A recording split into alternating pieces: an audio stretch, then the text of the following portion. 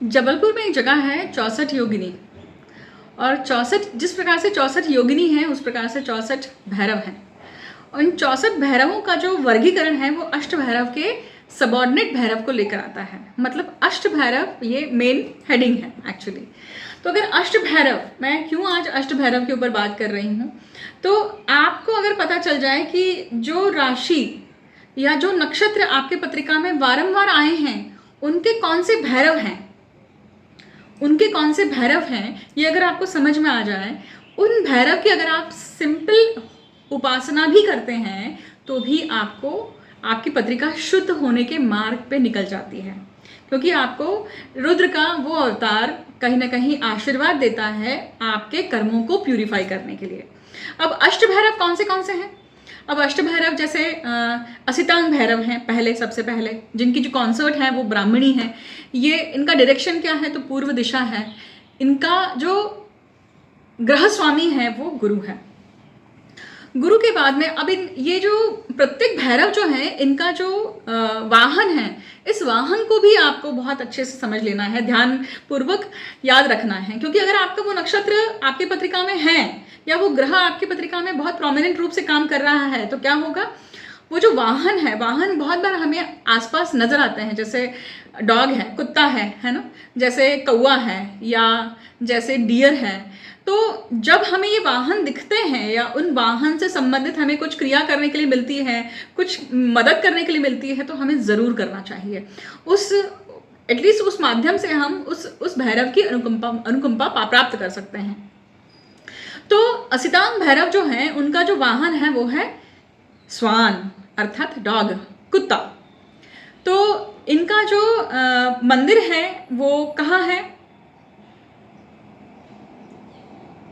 Khandeshwar temple करके है, मतलब साउथ में भी मिलेगा आपको।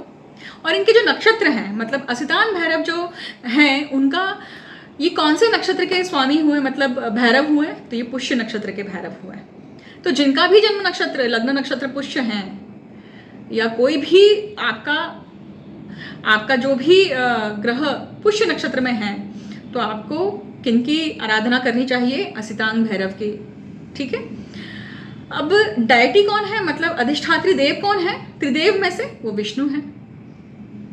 तो जब आपको ये डिटेलिंग पता होती है, इन डिटेलिंग का यूज कैसे करना है या इन डिटेलिंग का किस प्रकार से हमारे जीवन में महत्व होता है, इसको भी अगर आपने समझ लिया तो क्या होगा, आप अपने जीवन को काफी रूप से सरल कर सकते हैं। क्योंकि हमारी माइथोलॉजी या हमारे पौराणिक कथाएं या उपनिषद संहिताएं हैं, जो भी हैं, ये इतने समृद्ध हैं, इतने ज़्यादा विस्तार है, पूरा जीवन का अर्क इसमें लिखा हुआ है। तो असितांग के बाद में कौन से भैरव आते हैं? तो आते हैं रुरु। अब रुरु भैरव जो हैं, ये इनकी जो कॉन्सोर्ट है वो कौन है? मतलब इनकी जो पार्टनर हैं, कॉन्सोर्ट है माहेश्वरी। तो माहेश्वरी देवी की भी उपासना कर सकते हैं आप, क्योंकि भैरव की उपासना और भैरवी, तो उनकी भैरवी भी उतनी इंपॉर्टेंट है। क्योंकि शिव शक्ति सूत्र के अनुसार, जैसे हम इवन लक्ष्मी नारायण जी के लिए बोलते हैं, तो लक्ष्मी कभी भी अकेले नहीं आती हैं। वो बोलती है तुम मेरे पति को बुलाओगे तो ही मैं आकर बैठूंगी, विराजित होंगी। जहां मेरे पति होंगे मैं वहां पे विराजमान होती हूँ। उसी प्रकार से शिव शक्ति जो सूत्र है, मतलब केवल और केवल आप शिव की उपासना करें या शक्ति की उपासना करें तो वो आधी अधूरी मानी जाती है। इसलिए हमें दोनों रूपों को पूजना अत्यंत आवश्यक है, क्योंकि हमारी बॉडी भी उन दोनों रूपों से बनी हुई है। सो मेल फीमेल दोनों तत्व हमारे अंदर समाहित हैं।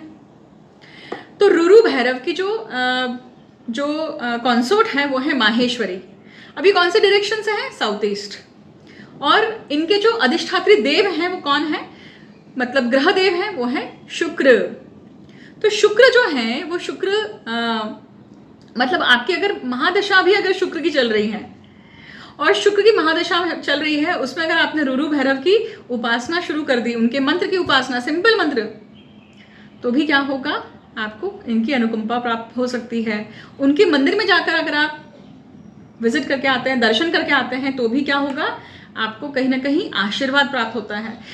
किसी मंदिर में जाकर विजिट करना या दर्शन करना, इसका मतलब क्या हुआ एक्चुअली? तो बिल्कुल ठीक, मोबाइल को रिचार्ज कैसे करते हैं अपन, मोबाइल को चार्ज कैसे करते हैं, मोबाइल की बैटरी खत्म हो जाए तो हम थोड़ी देर के लिए चार्ज करते हैं ना, तो थोड़ी देर के लिए, कुछ घंटों के लिए, 24 घंटे के लिए मोबाइल अच्छे से काम करता है। मतलब उसी प्रकार से जब आप दर्शन करके आते हैं तो उतनी पॉजिटिविटी आपको काम करती है, और उस पॉजिटिविटी के साथ में आप क्या कर सकते हैं, आपके कामों की स्पीड बढ़ती है, आपके काम बनने लगते हैं। पर जैसे ही काम बिगड़ने लग जाए तो समझ लो कि वापस से चार्ज करना ज़रूरी है। तो अब इनके जो श्राइन है, मतलब टेम्पल है, वो कहाँ है, वो है रत्नागिरीश्वर, ये टेम्पल है, वहाँ पे ये आता है, ये भी साउथ में ही आता है। और इनके जो ये जो भैरव हैं, ये कौन से नक्षत्रों के स्वामी आते हैं, तो उत्तरा फाल्गुनी, उत्तराषाढ़ा और कृतिका। और इनके जो अधिष्ठात्री त्रिदेव हैं वो कौन है, ब्रह्मा जी। ब्रह्मा जी को पूजा नहीं जाता है, परंतु ब्रह्मा जी का एकमेव मंदिर है पूरे भारत में, वो है पुष्कर में। परंतु ब्रह्मा जो तत्व है वो क्रिएशन का तत्व है, मतलब प्रत्येक नक्षत्र, जो नक्षत्र आपके पत्रिका में होगा, वो अगर ब्रह्म तत्व को लेकर है तो आप में क्रिएटिविटी ज़्यादा है, याद रखिएगा। तो रुरु भैरव की उपासना आप कब कर सकते हैं, अगर आपका नक्षत्र उत्तराषाढ़ा है, उत्तरा फाल्गुनी है या कृतिका है ना। और अगर मान लीजिए आपकी दशा अंतर्दशा अगर शुक्र की चल रही है तो भी आप इस भैरव की उपासना कर सकते हैं, भैरव की उपासना कर सकते हैं, उनकी अनुकंपा प्राप्त कर सकते हैं। अब इसके बाद में आता है स्कंद। अब स्कंद जो है, अच्छा मैंने इनका वाहन नहीं बताया आपको। रुरु भैरव का जो वाहन है वो कौन सा है, वो है ऑक्स, बैल, नंदी। शिव का वाहन नंदी है ना। और नंदी जैसा भक्त न भूतो न भविष्य। और नंदी, ऐसा कहा जाता है, कथा तो मुझे अभी याद नहीं है, पर जब मैं आपके साथ में वो शेयर करूंगी कथा, कि नंदी जिस प्रकार से नंदी के पिता जब उसे लेने आए थे कैलाश में, क्योंकि नंदी के पिता अपने पुत्र की प्राप्ति के लिए उन्होंने जो भी तपस्या करी और नंदी उन्हें प्राप्त हुआ शिव के वरदान के कारण, और पुत्र मोह के कारण वो नंदी को लेने के लिए आए। पुत्र मोह के कारण जब लेने के लिए आए तो नंदी तो पूरे कैलाश में है, शिवमय हो चुके हैं, क्योंकि उनका जीवन ही शिवमय है, उसके अलावा तो उन्हें कुछ सोचता ही नहीं है। तो शिव के आदेश के कारण वो चले तो गए, परंतु हुआ क्या, वो रह नहीं पाए वहाँ पर, क्योंकि वो न खाना खा पाए, न पानी, सब कुछ त्याग दिया, इस कारण कि पता नहीं महादेव ने खाया होगा कि नहीं, महादेव ने पिया होगा कि नहीं, महादेव कैसे होंगे। तो हर क्षण, हर सेकंड चित्त उनका कहाँ था, महादेव के पास था, कैलाश में था। तो शरीर से तो वो अपने पिता के पास आ गए थे, परंतु चित्त से वो वहाँ थे। अब ये खबर उनको नारद जी ने दे दी, किसे, शिव जी को। और जब ये पता चला कि शिव जी, जब नंदी इतने कष्ट में है या उन्होंने पूरा खाना पीना छोड़ दिया है, तो महादेव को भी बुरा लगा। तो महादेव ने, जब महादेव उसे वापस लेकर आए, अपने पिता से वापस कैलाश पर लौटकर लेकर आए, तो उन्हें वरदान दिया था कि तुम्हें अब मैं कार्य देता हूँ सृष्टि के संचालन में। क्या कार्य था, कि जब आप नंदी के कान में अपनी प्रेयर या प्रार्थना बोलते हैं तो वो ठीक सीधे महादेव के कान में पहुंचती है। इसलिए कहा जाता है कि जब भी आप शिव मंदिर जाते हैं तो नंदी के कान में जब भी आप कोई प्रार्थना बोलते हैं तो वो वहां पहुंचती है। इसलिए नंदी का या ऑक्स का वो महत्व है। अब आगे बढ़ते हैं और स्कंद भैरव की बात करते हैं। अब स्कंद भैरव क्या है, अब देखिए इनकी जो कॉन्सोर्ट है वो कौन है, कुमारी, और ये कौन से डायरेक्शन से है, साउथ। इनके जो अधिष्ठात्री ग्रह देव हैं कौन से हैं, मंगल। मतलब मंगल की आपकी महादशा अंतरदशा चल रही होगी तो आप किसकी उपासना कर सकते हैं, कौन से भैरव की उपासना कर सकते हैं, मंदिर जाकर विजिट कर सकते हैं, दर्शन प्राप्त कर सकते हैं, तो स्कंद भैरव या कौमारी जो भैरवी हैं उनकी उपासना। अब इनका वाहन कौन सा है, पीकॉक।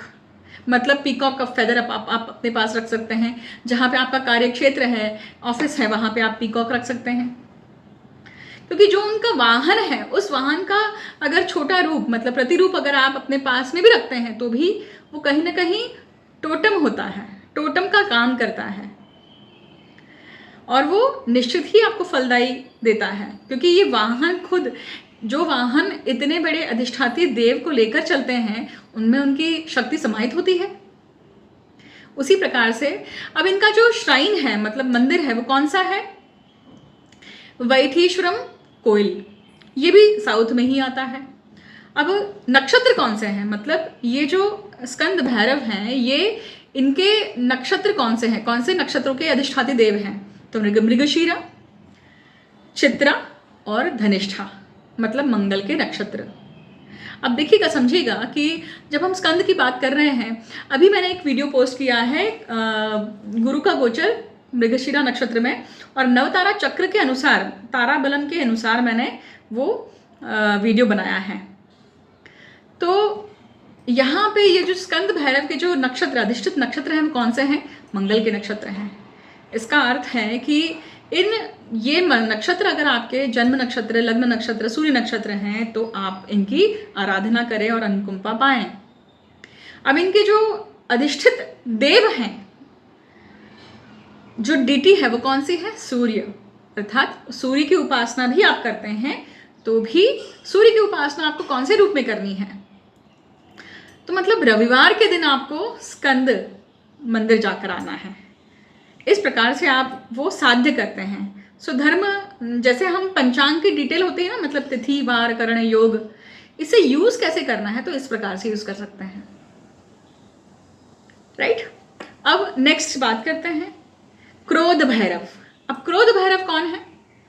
तो क्रोध भैरव जो हैं उनकी कॉन्सोर्ट जो हैं वो कौन है? वैष्णवी। और ये कौन से डायरेक्शन से हैं? South west. और इनका जो ग्रह स्वामी हैं वो कौन से हैं? इनको जो ग्रह प्राप्त हैं वो है शनि। तो शनि के जो भैरव हैं वो है क्रोध भैरव, और उनकी कॉन्सोर्ट कौन है? वैष्णवी। अर्थात अगर आपकी शनि की दशा, महादशा शुरू है, शनि की अगर आपके 7.5 शुरू है, शनि का ढैया शुरू है, तो आप अगर क्रोध भैरव की उपासना करते हैं, क्रोध भैरव और वैष्णवी भैरवी की उपासना करते हैं, सिंपल मंदिरों का जाप करते हैं, या इनके मंदिरों पर जाकर दर्शन करके आते हैं, पूजा, नॉर्मल पूजा विधि करके आते हैं, तो आपको इनकी अनुकंपा प्राप्त होती है। मतलब ये पॉजिटिविटी आपको आती है। और सबसे पहले भैरव उपासना, भैरव से संबंधित सबसे बड़ी बात जो प्रचलित होती है कि ये झट से अपने जातक को प्रोटेक्ट करने के लिए पहुंचते हैं। अब इनका वाहन कौन सा है? तो क्रोध भैरव का वाहन है ईगल। अब ये वाहन जो है उसका फेदर रखना, परंतु तोड़ना नहीं है, वो आपको कहीं मिल जाए तो अलग बात है।